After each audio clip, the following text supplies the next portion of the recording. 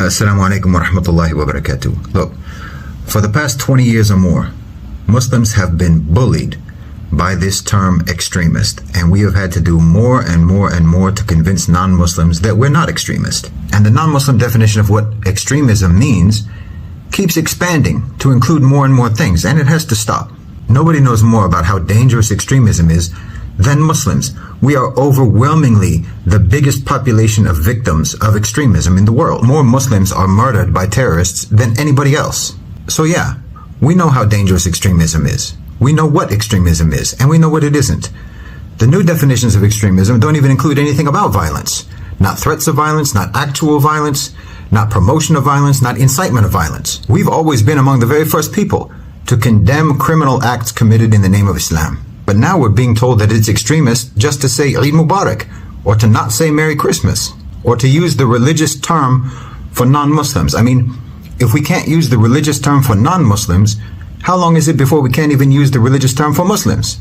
No, we can't allow the definition of what a moderate, non-extremist Muslim is to keep expanding, and the goalposts to keep moving back, requiring us to start disavowing perfectly normal mainstream beliefs just so that we can escape being labeled as extremists. This has become a tactic of intimidation. The Indonesian Ustad Abdul Samad has been subjected to a very dishonest smear campaign, misrepresenting his views through selective, partial excerpts from his speeches, ignoring his clarifications, and a deliberate, even strategic, exclusion of context for the things that he said. Look, nobody cares whether or not he can or cannot enter Singapore, or anybody else for that matter. All of his content is available online anyway.